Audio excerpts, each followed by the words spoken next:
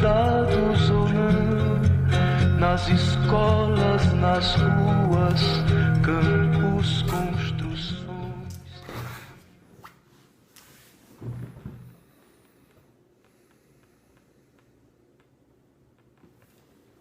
Boa noite. No dia 22 de junho de 2021, a gente vai gravar agora a leitura e aula, né? Aula comentada, aula 12 do Homem e Sua Mensagem, Fluxo, Joel Goldsmith, o maior metafísico dos últimos 500 anos. A gente parou na última aula, no trecho da leitura do livro A Jornada Espiritual de Joel Goldsmith, no trecho onde ele estava dizendo para aquela pessoa, né? Vamos voltar aqui um pouquinho, né? Ele foi convidado para uma palestra, onde que era o lugar mesmo?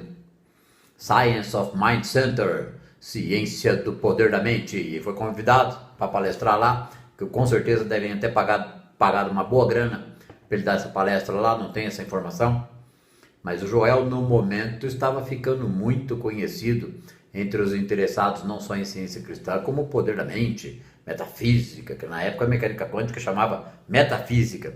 Hoje a gente sabe que metafísica não é exatamente mecânica quântica, ok? Mecânica quântica é saber que tem átomo, e metafísica é a ciência do invisível e do manifesto. É outro teto, outro patamar.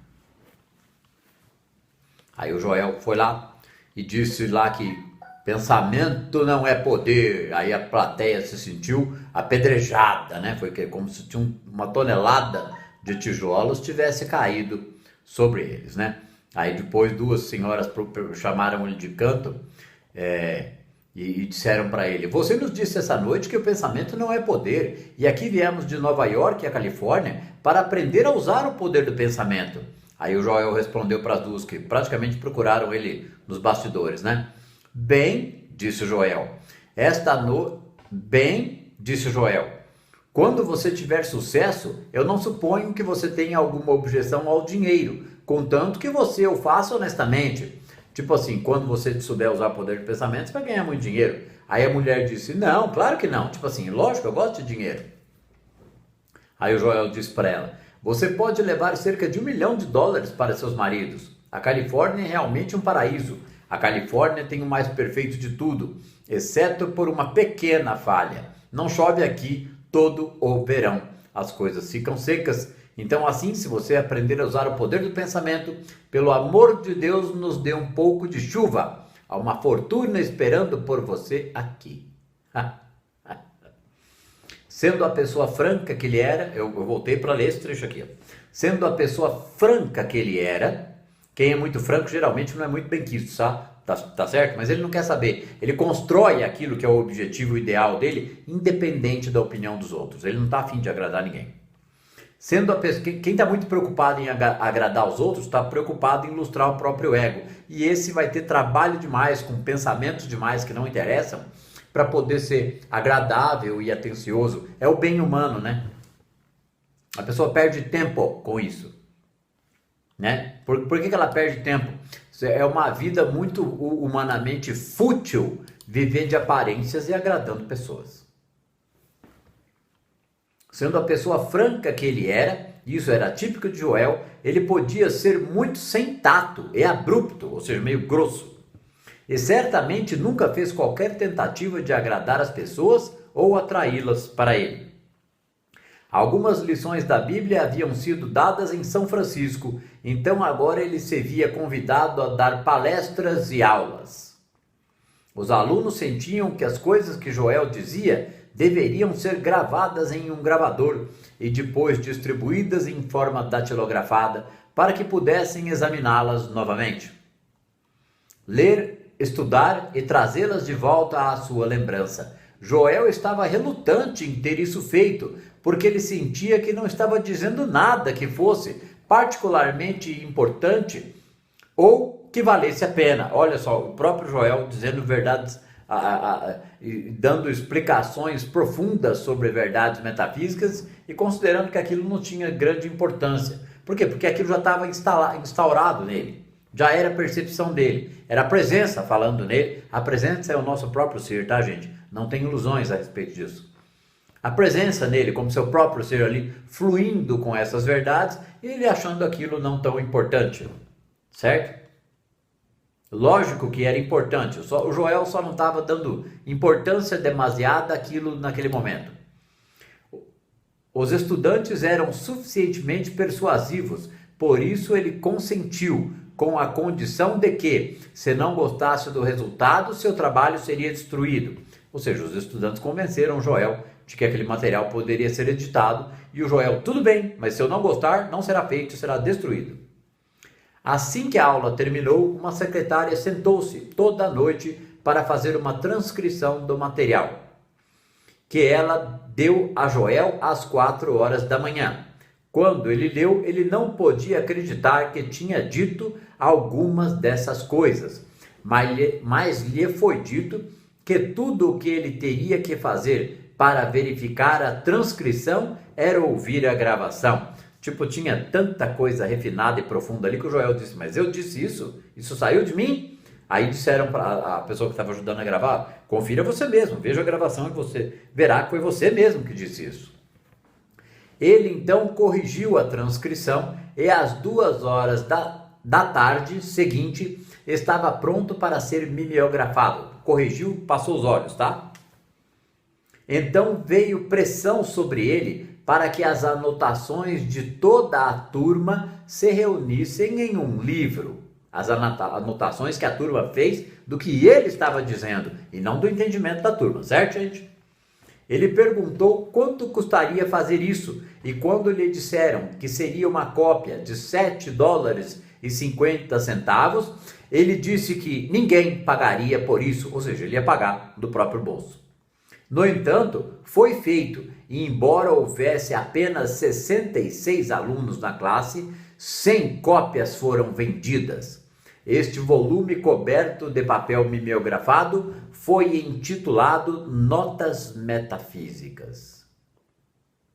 Ele disse aqui, ó, ele perguntou quanto custaria fazer isso, e quando lhe disseram que seria uma cópia de $7,50, ele disse que ninguém pagaria por isso, mas depois está dizendo aqui que 100 cópias foram vendidas. Eu não vou tentar entender isso aqui, porque tanto faz se isso foi distribuído gratuitamente ou se foi dado de graça por $7,50, né, gente? Pelo amor de Deus, né? Tem coisa que tem valor superior. Tem gente que paga aí mais de R$1.000 numa sessão.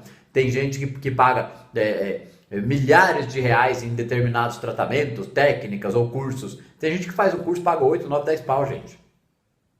Curso de coisa que a gente sabe que não tem um teto metafísico. Não chega nem perto, tá?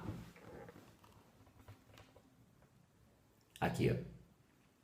Durante esta aula em São Francisco, Joel experimentou o que ele considerava uma das noites mais sagradas que já havia acontecido com ele em todo o seu trabalho.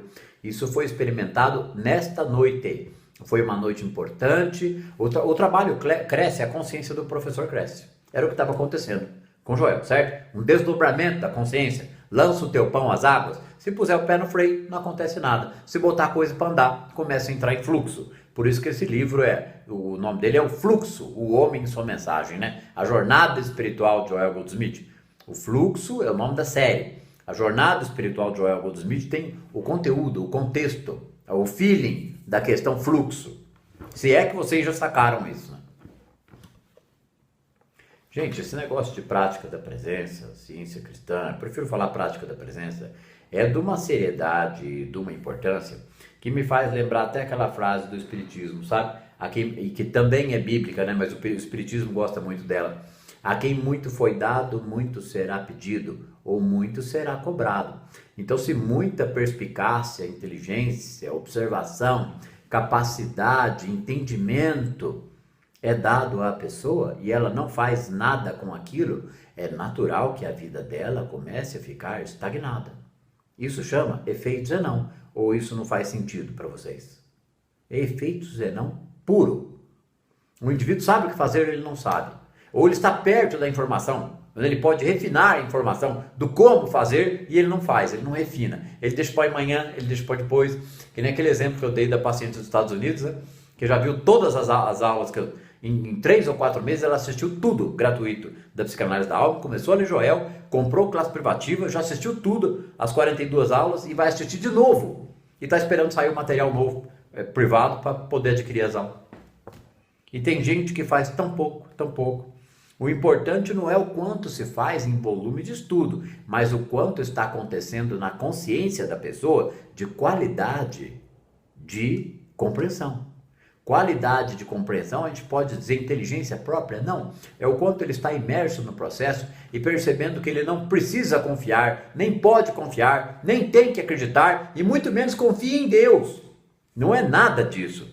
Nós estamos tendo um aprendizado metafísico, invisível e manifesto, para que essas verdades alimentem nossa consciência e se tornem realidade manifesta. Tudo é consciência manifesta, gente. O que o praticante precisa fazer é preencher a mente dele com essas verdades por anos. 2, 3, 4, 5, cada um numa medida, cada um numa profundidade, cada um com uma sede, cada um com um objetivo. Quanto mais humano for o objetivo da pessoa que estiver estudando esse assunto, tá sentado? Tá não? Se é de pé, meio passeando, senta, tá? Quanto mais humano é o objetivo da pessoa que entra por esse caminho, mais longe ela está de concluí-lo. Mais difícil será. Quanto mais humano, menores serão as benesses nesse caminho aqui. Menores, tá? O objetivo de uma visão espiritual da vida é que um ser com algum grau da consciência dessa presença, ou, entre aspas, iluminação, ok? Ele tem uma responsabilidade pelo entorno dele o tempo todo, desde que ele começou a enamorar desse assunto. O que é enamorar? Começou a se engraçar com isso aqui, ok? A informação já entrou, já era, não tem como jogar no lixo. Agora a responsabilidade é tua de desenvolver este nível de consciência. Esse nível de consciência ele é desenvolvido pela vivência na prática e não por alta capacidade intelectual ou inteligência ou QI e o caramba. Porque o QI do espírito é máximo, é presença. Então quem passa a fazer, a ser, a conduzir é a presença na pessoa. Ela acaba entendendo que o eu e o pai somos um, é que a consciência da presença é a própria consciência dela revestida dessas verdades, né? E eu pego firme nesses princípios dentro da classe privativa, né? Para poder acolher os alunos, de que eles tenham segurança de que este é o processo e de que é assim que ele se desdobra. Porque como que pacientes viram alunos e como que surgiu classe privativa? Gente, a dificuldade do ser humano compreender que isso aqui é possível para ele é enorme. E isso nada mais é que uma crença limitante. Sendo uma crença limitante, ela tem que ser derrubada o quanto antes. Então ele tem que entender o que está escrito nos livros e nos áudios do Joel, do que o Joel está ali narrando, comentando, compartilhando, nos colocando no colinho dele, entre aspas, ok? Para mostrar que é um desdobramento da consciência dessa verdade na consciência do ser individual. Gente, não é poder que ele vai conquistar ou adquirir, caramba! Então, já que não é poder dele, mas é totalmente realizável, a responsabilidade é máxima. Então vamos ver o que acontece daqui uns anos com esse assunto, né? Tem que esperar 5, 10, 15 ou até 20, né? Para ver dos estudantes sérios que estão aparecendo, quantos vão começar a chegar a um determinado grau de consciência, onde a prática esteja evidente para eles, né? E com quanto tempo a prática pode estar evidente? Com 3, 4, 5 anos. Não é um grande praticante, não. É ele ter compreendido com 3, 4, 5 anos o quanto foi duro o primeiro, o segundo e o terceiro, ok? Para ele perceber que ele realmente está num determinado fluxo, que a consciência dele sofreu uma inicial, mas grande transformação. Muito pequena ainda diante do que virá, mas enorme. Inimaginável para ele, para toda uma vida. Ou seja, o que ele mudou nos 3 anos, ele jamais imaginou que nesta encarnação ele conseguiria mudar. Dá para vocês entenderem do que eu estou falando? Porque serve para os alunos da classe privativa e serve para cada um que chega nesse vídeo. Não importa se já leu, se já não leu, que se dane. A informação chegou, entrou na consciência da pessoa, é responsabilidade dela. O que ela vai fazer com aquilo é problema dela. né? Porque quanto mais humanos forem os objetivos individuais da pessoa que quer usufruir da prática, menos longe ela chega na prática. Agora, isso é um problema? Não, isso é detectável.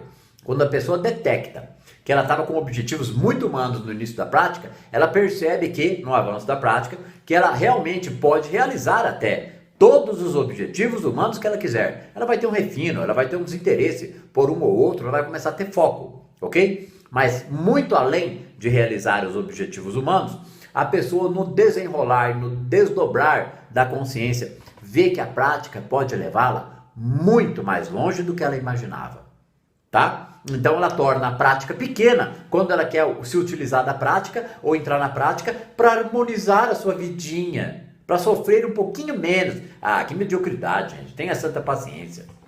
Desde o começo, quando eu cheguei nesse assunto aqui, que eu sabia do tamanho da seriedade dele. E é lógico que uma benesse ou outra, uma melhor ou outra, acontece na vida de todo mundo que está entendendo o caminho do meio ou a harmonia desse espírito, né? Dessa presença. É a pessoa se alinhando com a harmonia, como é que a vida dela não vai harmonizar? Só que, na medida em que a vida dela harmoniza um pouquinho, ela já tem que estar harmonizando a vida de outros. E essa é a bendita ajuda que foi cantada pela mecânica quântica aí. Tem que ajudar, trabalhar, estudar, meditar e ajudar. Trabalhar, estudar, meditar e ajudar. E as pessoas tiraram que conclusão disso? A mais infantil possível, né? A mais infantil possível. Vamos lá, né? Durante esta aula em São Francisco, Joel experimentou o que ele considerava uma das noites mais sagradas que já havia acontecido com ele em todo o seu trabalho, experiências interiores. Minha esposa apareceu por alguns dias para o encerramento da aula. E naquela noite me aposentei e evidentemente fui dormir. Minha esposa apareceu por alguns dias para o encerramento da aula. Apareceu lá a esposa dele, que ele estava casado, a segunda esposa, para acompanhar ali o encerramento da aula. E naquela noite me aposentei e evidentemente fui dormir. Aposentei aqui não é aposentadoria não, tá, gente? É que antigamente aposentar era ir para a cama dormir, ok? Por volta das 3 horas da manhã, fui despertado e um impulso interior me disse para sair da cama. Quanta gente começa a estudar esse assunto, começa a acordar às 3 horas da manhã e não sabe nem o que é, né? E naquela noite me aposentei e evidentemente fui dormir. Por volta das 3 horas da manhã, fui despertado e um impulso interior me disse para sair da cama. Um impulso interior, faniquito, não é algo que disse, sai da cama aí, ó. Não é nada disso, não. Sentiu o impulso de sair da cama, ele se levantou. Quando o fiz e me sentei em uma cadeira, fui inundado com uma mensagem. Inundado, hein? Eu nunca vi o Joel usar esse termo. Eu sentei lá, eu ouvi todas as palavras. Nunca ouvi essas palavras. Nunca essa mensagem chegou através de mim. Me prendeu enfeitiçado. Eu não pensei. Ouvi isso? Eu senti isso chegando. Ele disse assim, eu não pensei, ouvi isso. Não, foi o seguinte, eu senti isso chegando. Ele sentiu a mensagem chegando. Minha esposa acordou e quis saber o que eu era. E eu disse, a tradução aqui está errada. Minha esposa acordou e quis saber o que era.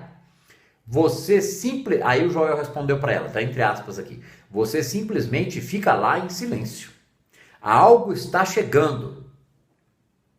Tá? É o que ele disse para a esposa dele. Como ela tivera essa experiência comigo antes, ela sabia o suficiente para ficar quieta. Ou seja, ela não estranhou, ficou quietinha, saiu fora, porque ela viu que o Joel estava numa experiência.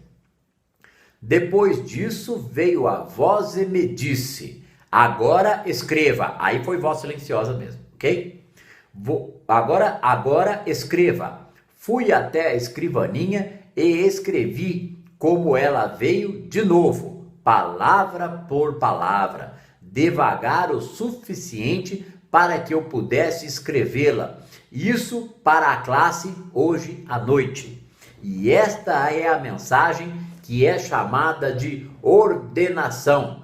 da união consciente com Deus. Ordenação entre aspas, com O maiúsculo, né? Porque existe a ordenação dogmática, religiosa. O fulano foi ordenado, sei lá o que, foi ordenado é nada. Só existe uma ordenação real, tá? É a ordenação espiritual dada pelo Espírito, pela presença na consciência que está amadurecendo para esse caminho. Do contrário, é uma ordenação humana sem valor espiritual nenhum. Que se dane. Aqui, ó. Fui até a escrivaninha e escrevi como ela veio de novo, palavra por palavra, devagar o suficiente para que eu pudesse escrevê-la. Isso para que se gacha e para que a classe, isso para a classe hoje à noite. Devagar o suficiente para que eu pudesse escrevê-la, isso para a classe hoje à noite. E esta é a mensagem que é chamada de ordenação, a união consciente com Deus.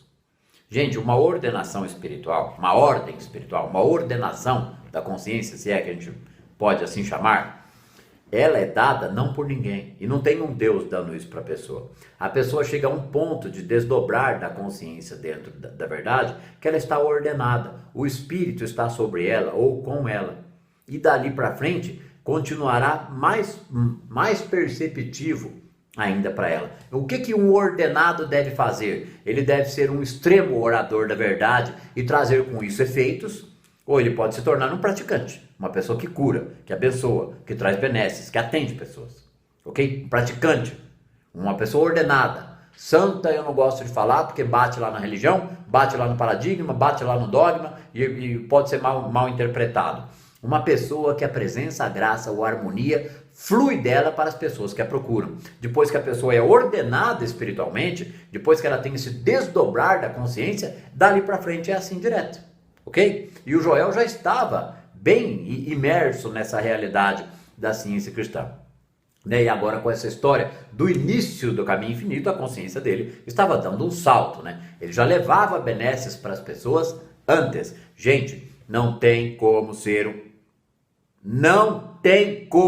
ser um co-criador consciente. Co-criador consciente é criar com a consciência, tá? Com mecânica quântica, que nem vocês dizem. Não tem como ser um co-criador consciente e impedir que as benesses fluam para outros, para o entorno. Isso é impossível. Ele vai ter que desenvolver a consciência dele, da compreensão quântica de invisível e manifesto, campo unificado, dualidade onda-partícula, etc e tal, que é tudo bobagem, é tudo para entender o espírito. Ele tem que desenvolver, expandir a compreensão dele dessa realidade, vamos dizer, quântica, a modo que ele perceba, sinta e saiba que ele é um com ela. Então qual é o caminho para desenvolver isso? Esse caminho chama língua do espírito. Esse caminho se chama oração e vigília e meditação contemplativa, comunhão interna, unificação ou renascer pelo Espírito.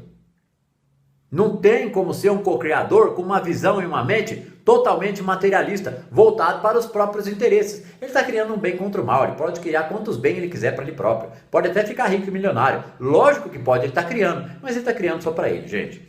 E aí ele está criando dentro do modo humano, ele não está criando como co-criador, ele não está criando com a consciência e ele não está criando com o espírito, sinto muito, ok? Então a pessoa não pode querer a prática só para ela tem que englobar o entorno todo, gente, tudo dentro dos pensamentos dela da prática. Isso é bom, né? Eu acho que a gente ter mil e poucas visualizações nessas aulas aqui, ou na média de visualizações do material de Joel, é desse jeito mesmo, porque pouca gente quer e menos gente ainda entende o que é esse caminho, né? Fazer o quê? Porque aquele que tem sede de entender, gente, esse não vai desistir nunca. Ninguém entende isso aqui de uma vez.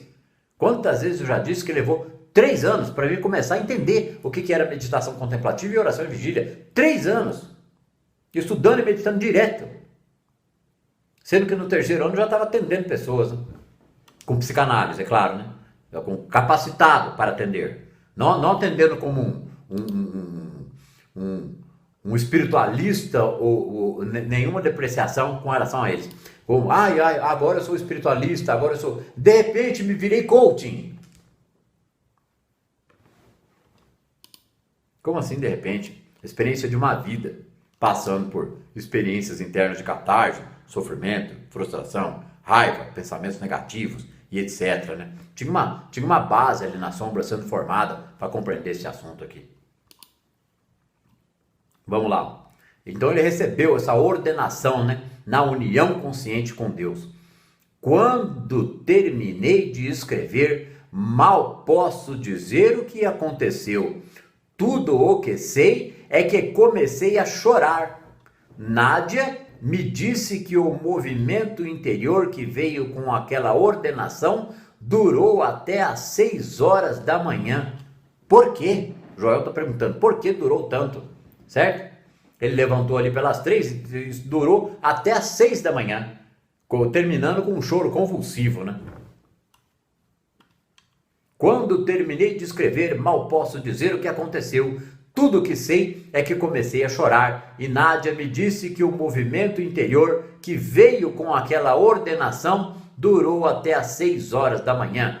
Por quê? Por quê? Joel se perguntava. Quanto tempo será que ele chorou dessas 3 horas, né? Comovidamente, um sentimento o tomou ali. Depois que a pessoa tem conversado, contemplado e pensado, que isso sirva de incentivo para vocês. Depois que uma pessoa tem conversado, contemplado e pensado continuamente em Deus, ele entra em uma profunda meditação, onde toca o lugar que Jesus chamou de reino de Deus, o reino de Deus interior.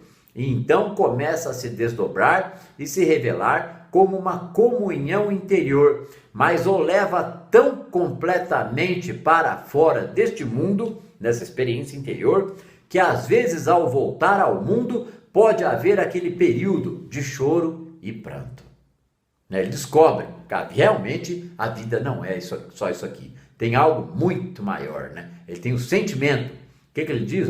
Depois de uma pessoa ter conversado, contemplado e pensado continuamente em Deus, ele entra em profunda meditação. Ele quer dizer que isso aqui demora uns anos. Mas eu queria que fosse mais rápido. Pois é, né? Eu também. Porque o Joel estava ali aqui, nessa altura aqui, com 16, 17 anos de ministério, 15 deles na ciência cristã e com o início do caminho infinito aqui. E agora? Mas desde o começo, quando ele se meteu nessa história, ele colou nas meditações, nos livros, a vida da pessoa vira isso. Eu vejo alguns pacientes que não viram alunos, mas pacientes que tomam rumo no caminho. Eu vejo pacientes que viram alunos, e às vezes até os próprios alunos, dizendo, né, que como é estranho que interesses humanos, alguns interesses humanos anteriores sumam. Tipo, ver televisão parece estapafúrdio. A pessoa não consegue ficar perto de uma televisão por 10 minutos com assuntos fúteis. Não consegue. Então ela precisa estar em contato com a leitura, com áudio, ouve áudio no carro, faz suas meditações e faz todas as atividades de rotina normal. É lógico, né? Pode acontecer uma seletividade das pessoas com as quais ela tem contato, certo? Pode ser que umas se afastem e outras se aproximem. A pessoa ela não perde a graça do mundo, mas ela fica mais reclusa, ela se basta mais a si mesma, ok? Quem não se basta muito a si mesmo, precisa ficar se esparramando nos outros, nos meios sociais. O metafísico, ele tem que se bastar a si mesmo, né? Porque ele não tem tempo para futilidades. Ele tem que produzir ali uma intensa vontade, um desejo de desenvolver sua consciência espiritual ao ponto de se tornar praticante, gente. Porque é isso ou continuar na vidinha humana que vocês têm. Escolhe aí, né? Tem 2 escolhas, olha que 2 escolhas boas, né? Quer dizer, 2 escolhas, né? Uma boa e uma péssima, sem precisar lembrar aqui do bem contra o mal, não. Ou fica na mediocridade, ou escolhe o caminho que resolve logo a situação. É simples, né? Mesmo que tenha percalços e problemas, ninguém vai pegar uns livrinhos de Joel, estudar e a sua vida vai ficar na harmonia. Não vai não. Catarse vai vir, vai precisar de compreensão, vai enfrentar problemas como enfrentaria mesmo se não conhecesse esse assunto. Vai aprender a lidar diferente com essas situações. Ele vai ter compreensão metafísica da vida. Ok? Ele vai estar estudando o ensinamento mais alto e mais importante que qualquer ser humano do planeta Terra pode almejar ou desejar estudar. Muitos podem querer ser cientistas, PhDs, médicos e o que for. Mas o que existe de mais alto, de mais precioso e mesmo assim está disponível para qualquer pessoa, até as pessoas simples, é isso daqui. É o assunto de maior altitude, de importância, relevância, potência para a transformação da vida humana, né? Essa visão espiritual da vida, aonde é reconhecida a presença de Deus em todas as situações, expandindo continuamente a sabedoria, a compreensão, porque verte, flui de nós. A pessoa está ficando receptiva à verdade, não está vindo do próprio entendimento dela.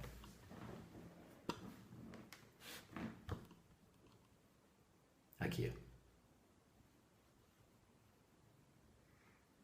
porque às vezes, ao voltar ao mundo, pode haver aquele período de choro e de pranto. O Joel está explicando aqui. Naquela noite, quando dei a aula sobre aí ele teve esse evento de madrugada, recebeu essa ordenação na comunhão, como é que é? A ordenação na união consciente com Deus, hein? Então aí depois passou o dia inteirinho e essa ordenação foi dada na aula à noite, ok? Naquela noite, quando dei a aula sobre ordenação para a classe, houve uma quietude que poderia ter sido cortada com uma faca, um silêncio. Eu não conseguia falar mais tarde e ninguém queria ouvir mais nada. Então ficamos quietos por alguns minutos e todos saíram e foram para casa, sem uma palavra falada, quando Joel leu o que ele tinha recebido sobre ordenação na união consciente com Deus. Quando Joel leu aquela mensagem novamente anos depois, ele ainda podia sentir aquela aceleração do espírito, da cabeça aos pés, lembrando-se da experiência durante a qual foi dada a ele 2 vezes em uma noite. Ele recebeu primeiro uma rajada com aquela verdade, e depois a voz disse, agora sente e escreva. E aí a voz suavemente diz para ele a mensagem, né? Não era espírito mediúnico não, tá? Era a consciência do Joel ali desdobrando uma verdade espiritual, tá bom?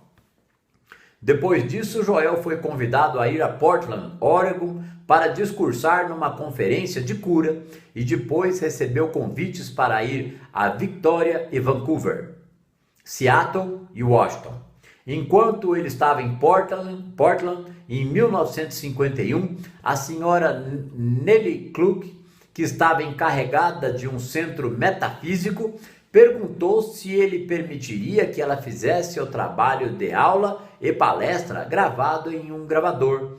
Naquela época, Joel nunca tinha ouvido falar de um gravador, mas ele consentiu, e foi lá que o trabalho de gravação, que seria um fator tão importante na disseminação da mensagem, começou, com Joel se opondo a cada passo dele. O Joel não queria que datilografassem, que mimeografassem, que gravassem. O Joel estava nem aí, né? Então isso foi em 51 que começou as gravações. Então tudo isso aqui existe, os canais da Alma, o material gratuito Joel do canal da Rosilda, do canal do Regis, do canal do Gilson, né, o Luz do Despertar, tudo isso existe hoje pelo mundo e agora aqui no Brasil por causa de ter sido gravado e depois transformado em livros e áudios, né?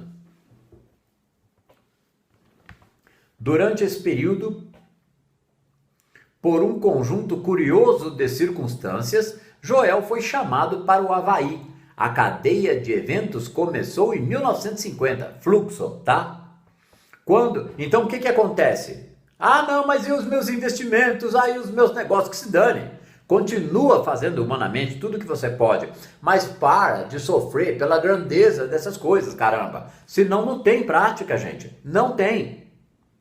O foco, a prioridade é a prática. O resto a pessoa faz como secundário, tá? O que é secundário? É fazer de forma relaxada? Não, é fazer com total dedicação humana. Por quê? Nossa, mas com total dedicação humana, Sandro? E qual é a outra dedicação para o estudo e para a prática? É uma dedicação espiritual, portanto ela é de ordem superior, ela é prioridade, tá? Ela é mais prioridade que o almoço e a janta de um indivíduo. Não que ele vá ficar sem comer, ok? Ele pode até descobrir que ele pode comer muito menos, né? Com qualidade. Durante esse período, por um conjunto curioso de circunstâncias, Joel foi chamado para o Havaí. A cadeia de eventos começou em 1950, quando Joel estava dirigindo para Los Angeles, depois de algum trabalho que havia feito em São Francisco. Enquanto ele estava passando por São Luís, o bispo, ele ouviu dentro de si as palavras: Deus faz aquilo que me é dado fazer. Em 1950, quando ele estava viajando, ele escutou: Deus faz aquilo que me é dado fazer. Ele não se lembrava de tê-las ouvido conscientemente antes e não sabia de onde elas vinham, mas as palavras dele soavam como uma passagem da Escritura. Ele estava desconfiando que fosse uma passagem. Depois de ouvi-las repetidas 2 ou 3 vezes, ele parou ao lado da estrada e olhou para a concordância na Bíblia que ele sempre carregava consigo. E ele encontrou esses 2 versos: Ele cumprirá as coisas que são designadas para mim, né? Jó 23:14. E ele aperfeiçoa o que me concerne. Salmo 138:8. Foi um enigma para ele, porque essas 2 passagens deveriam vir a ele neste momento. Mas tudo o que ele podia dizer era: obrigado, Pai, apenas traga-me e deixa-me ter. Enquanto for fazer isso, eu não tenho medo. Obrigado, Pai, apenas traga-me e deixa-me ter. Enquanto você for fazer isso, eu não tenho medo. Você presença nele, você verdade na consciência dele, não você Deus externo. Quando ele chegou em casa em Los Angeles, Nádia disse: o jantar estará pronto em cerca de 20 minutos. Então espere no seu escritório. Quando ele se sentou em seu escritório, o telefone tocou. Era do Havaí. Uma amiga que com grande urgência em sua voz perguntou: você pode vir a Honolulu? Meu marido está doente e os médicos disseram que ele não pode viver além desta semana, uma semana de vida. Joel respondeu: sim, eu posso ir. Acabei de terminar uma aula e tenho algumas semanas pela frente sem ter feito nenhum arranjo para o próximo trabalho. Tipo assim, estou de folga. Ficarei feliz em ir. Mas lembre-se de que a cura do seu marido não depende da minha ida. Eu vou começar a trabalhar imediatamente. E quanto ao transporte, como eu chego lá? O que é começar a trabalhar imediatamente? Assim que o Joel recebeu essa demanda, ele já estava treinado em reconhecer, treinado por essa verdade, se adaptando, conhecendo ela, que ele não precisava temer que o problema estava resolvido. Tá? Mais ou menos isso. Quem estuda tem dificuldade de compreender, como é que eu vou querer que vocês entendam? Mas é isso, ok? E quanto ao transporte, como chego lá? Ela disse, vamos cuidar disso, você terá um telefonema. Alguns dias depois, o telefone tocou com a notícia de que seu ingresso estava esperando por ele em São Francisco e ele deveria viajar no sábado para Honolulu. Então a campainha tocou e havia uma carta de entrega especial enviada por um casal da ilha de Maui, dizendo, olha só, outro evento junto com esse. Alguns dias depois, o telefone tocou com a notícia que seu ingresso estava esperando por ele em São Francisco e ele deveria viajar no sábado para Honolulu. Ponto final. E então, depois que o telefonema avisou que ele podia pegar o voo em São Francisco, então a campainha tocou e havia uma carta de entrega especial enviada por um casal da ilha de Maui, dizendo, ele recebeu uma segunda demanda do Havaí, chamando ele, dizendo, Acabamos de descobrir seus escritos aqui e achamos que eles são maravilhosos. Você já veio ao Havaí? Gostaríamos de alguma instrução, ou seja, gostaríamos de aulas. Joel imediatamente disse que estava viajando no sábado para Honolulu. Olha só, sincronicidade, fluxo, né? Quando ele chegou, a amiga que já havia telefonado para ele o encontrou no navio com o marido. Quando ele chegou, a amiga que havia telefonado para ele, o marido que ia morrer em uma semana, a amiga que havia telefonado para ele o encontrou no navio com o marido. Então ele foi de navio, não foi de avião. Agora completamente recuperado de sua doença. Então, no hotel, não, ele deve ter ido de avião, tá certo, gente? Deve estar errado isso aqui. Então, no hotel, ele recebeu, porque era urgente, como é que ele ia de navio? Então, no hotel, ele recebeu um telefonema que o casal de Maui foram registrados lá e estavam esperando para vê-lo. Ou seja, quando ele chegou no sábado lá, o caso que ele foi chamado para cura já estava resolvido, o homem estava de pé e bom e são, e o pessoal já estava hospedado no hotel que ele ia, esperando para combinar lá as aulas. Não demorou muito para que Joel recebesse um convite para dar uma série de palestras no centro de Unity em Waikiki, Honolulu. Lá ele conheceu Emma Lindsay. A Emma, né?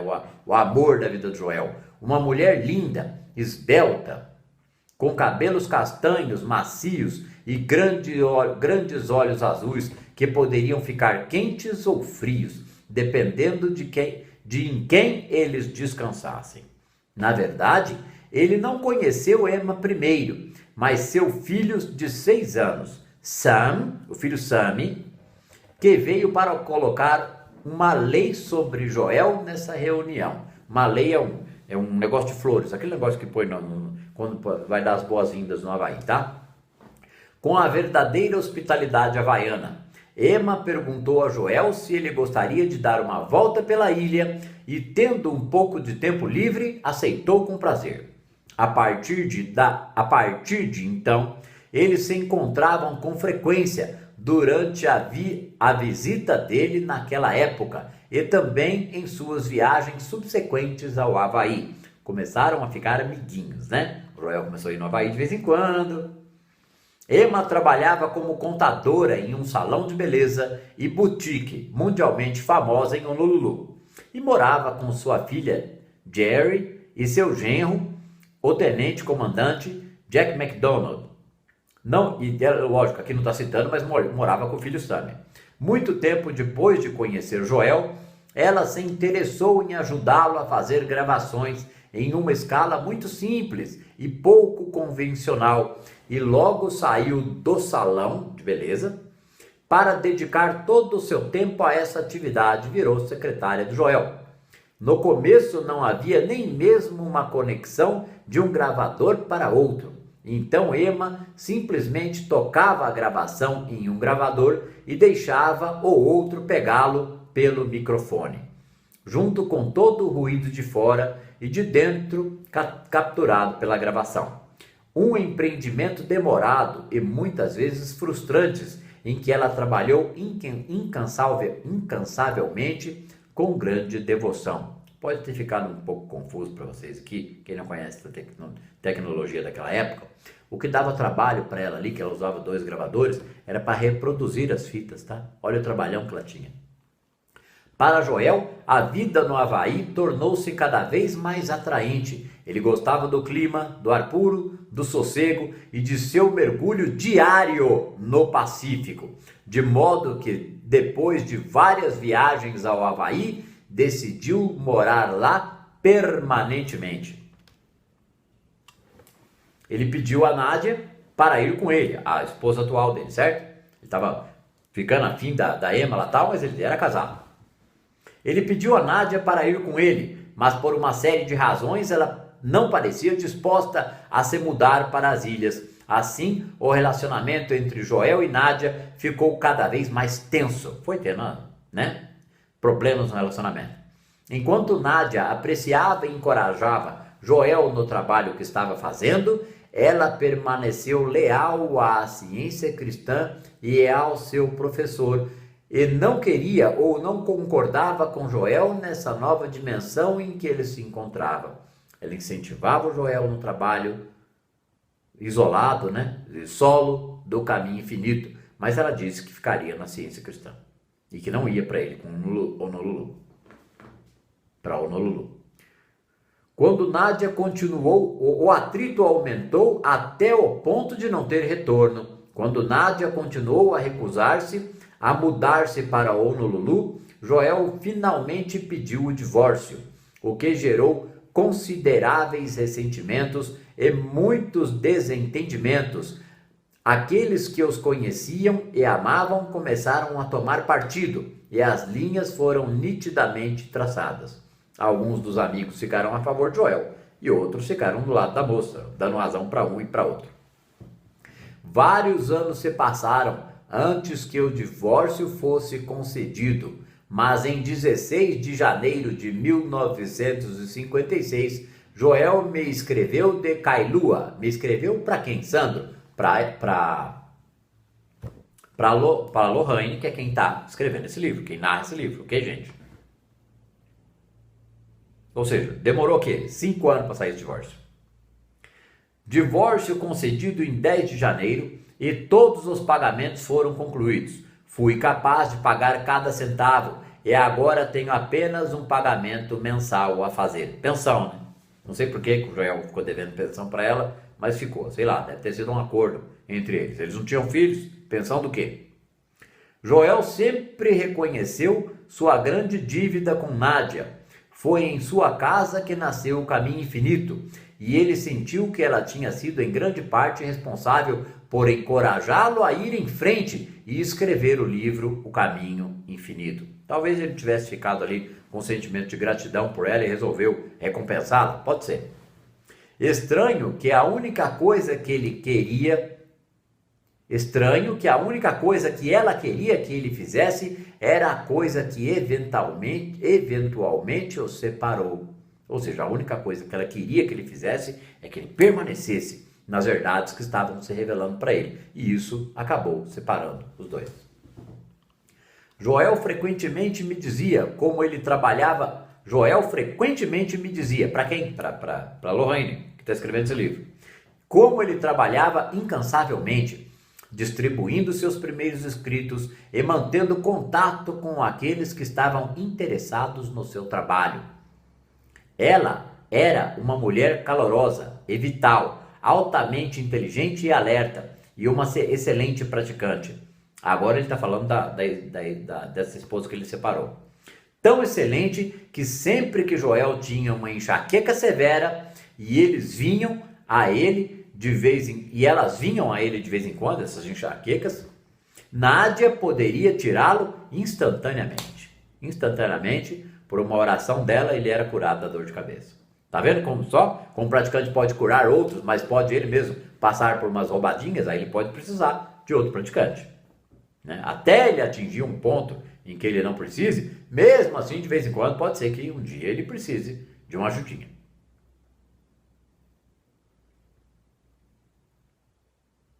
Para ela, tudo isso era uma negligência mental. Joel queria muito que Nádia viajasse com ele onde quer que fosse, mas isso ela não podia ou não queria fazer.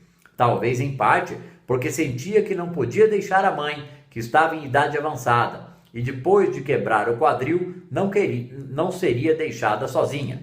Além disso, Nádia estava ligada a velhas lealdades e velhos padrões de pensamentos. Estava com muitos vínculos emocionais ali na ciência cristã.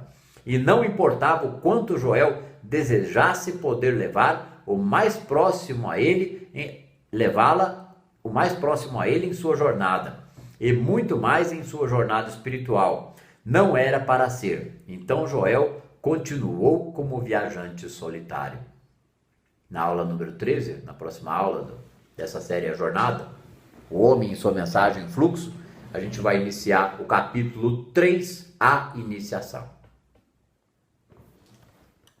Fica aqui a dica ou a curiosidade para aqueles que quiserem localizar esse áudio ou esse texto que foi recebido pelo Joel nesse momento místico, que foi a ordenação na união consciente com Deus. Ok? Fica aqui o meu abraço para vocês, sempre à disposição, seguindo adiante com esse trabalho. É um trabalho que é feito com dedicação e com sobriedade. Seriedade é pouco, tem que ter uma certa sobriedade, porque o desejo que ele cresça é muito grande e pode ser um desejo humano, e eu tenho que ficar atento com isso, porque esse trabalho ele deve seguir um fluxo dos acontecimentos e não dos impulsos do seu santo. Tá certo? Obrigado, um abraço para vocês, até a próxima.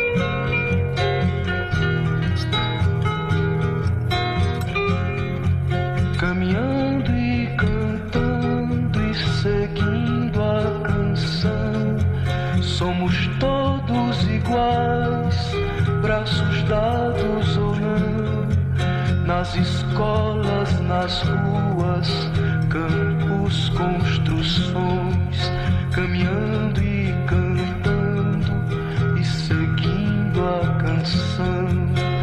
Vem, vamos embora, que esperar não é saber.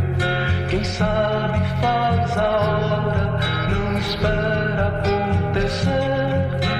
Vem, vamos embora, que esperar não é saber. Quem sabe faz a hora, não espera acontecer.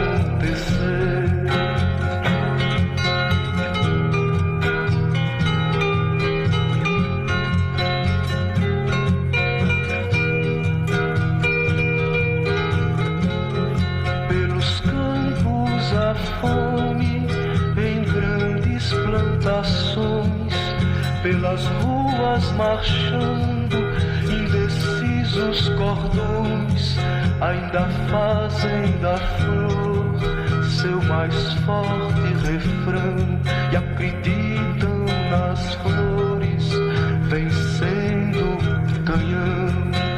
Vem, vamos embora, esperar não é saber. Quem sabe faz a hora, não espera acontecer. Vem, vamos embora, que esperar não é saber. Quem sabe faz a hora, não espera acontecer.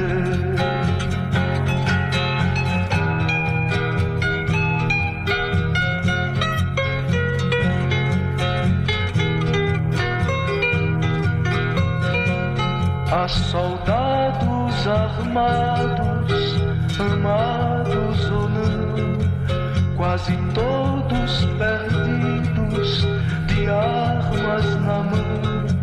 Nos quartéis lhes ensinam uma antiga lição de morrer pela pátria e viver sem razão. Vem, vamos embora, que esperar não é saber. Quem sabe faz a hora, não espera acontecer. Vem, vamos embora, que esperar não é saber. Quem sabe faz a hora, não espera acontecer.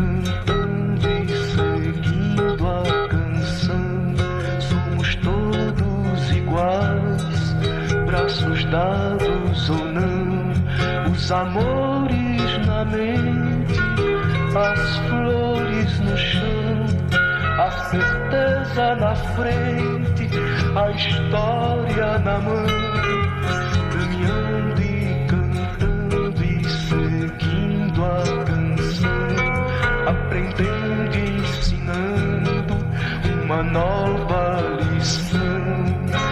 Vem, vamos embora, que esperar não é saber. Quem sabe faz a hora, não espera acontecer.